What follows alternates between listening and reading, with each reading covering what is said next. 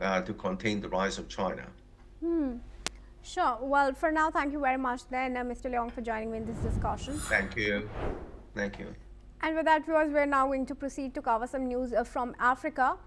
Let's in fact tell you that the Sudanese government has announced an extension of the Adre crossing on the border with Chad for international humanitarian aid.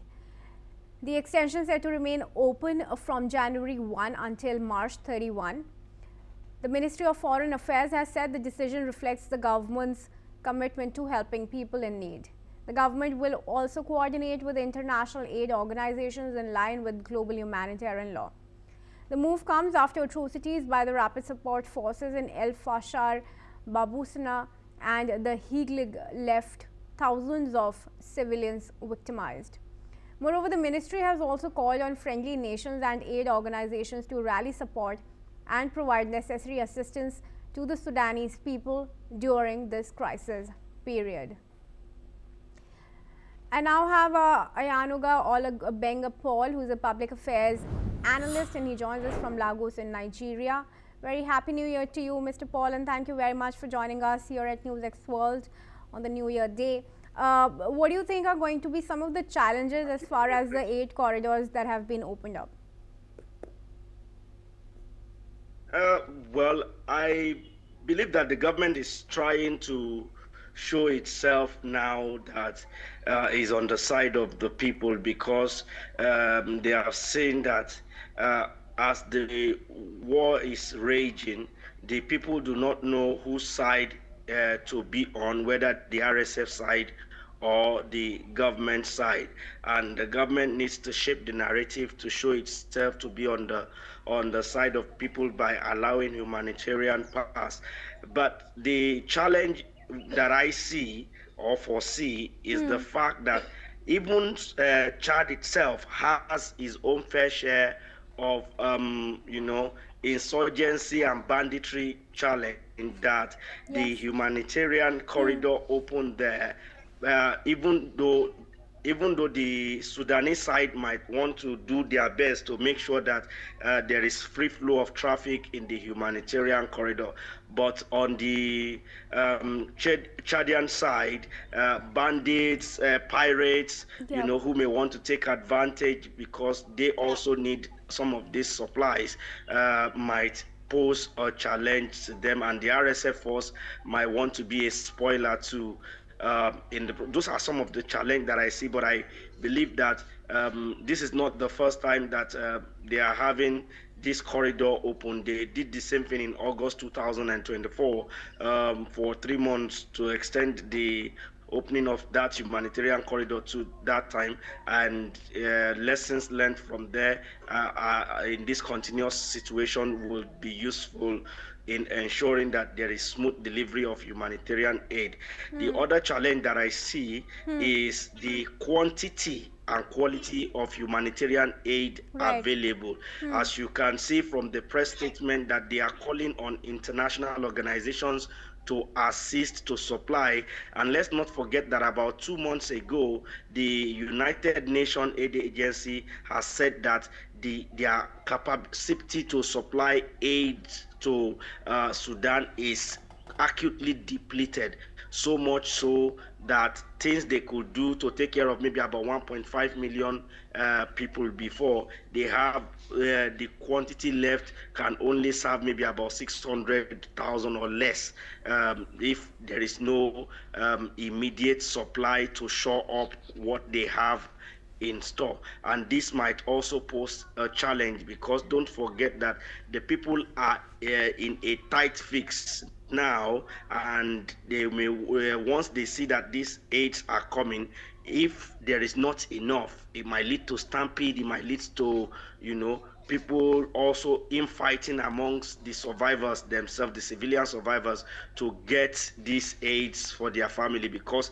the primal instinct of every human being or every animal to survive will then kick in, such that there might be disorderliness in the camp. And that is why as many support as they can get from as many international donor agencies and individuals who can assist, it will be appreciated at this time, especially during this 3-month corridor, to help people get a little respite, and hopefully that the opening of this humanitarian corridor will also lead to further discussion for further continued discussion on the peace arrangement that will lead to a lasting peace in that region.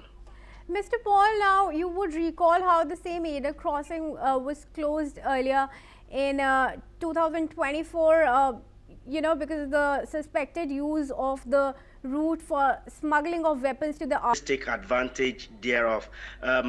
What I think they have done is to be able to better man the area, such that the surveillance and security check will be increased, so that they will be able to reduce. They won't be able to stop totally, because let's not forget that some of the challenge that they will be having with this issue is also the underpaid, underfed, under-remunerated security officials at the borders from the Sudanese forces itself, who knows that if they die in the line of duty, there is no hope for their families back at home. They are the only breadwinner, and by the time this whole scenario ends, that they can't return back to the barracks or to their various home, they may not have enough money or resources to fall back upon.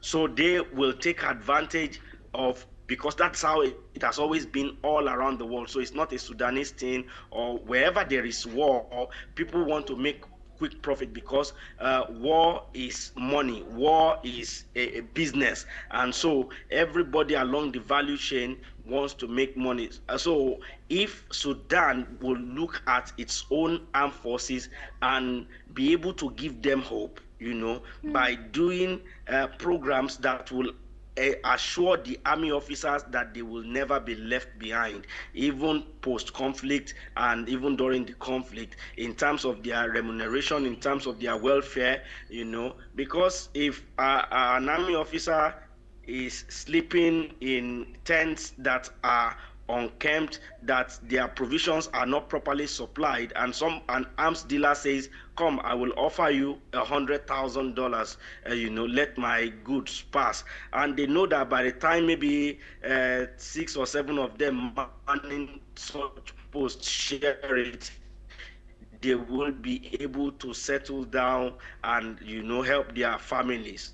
I mean, every human being will be tempted in such situation to want to take advantage of it. So the Sudanese government needs to work on it, because I also see that this welfare of army officers on the front is also the reason why RSF is gaining ground, because there is no morale. The same thing is what we are seeing in Congo Kinshasa, where the M23 rebels seems to be gaining ground, because sometimes the troops on the ground, the boots on the ground, are not well taken care of, and you can't be seeing your commanding officer, the majors, the colonels, the generals, living large, and you are living, barely surviving, and you will put your whole heart into the duties that you have been called upon. And I think once that is addressed, that they will be able to get better results in reducing proliferation of arms that goes through to the RSF. All right, sure. Well, thanks for your perspective and that explanation there. But do continue to stay on with me, Mr. Paul, because let's also tell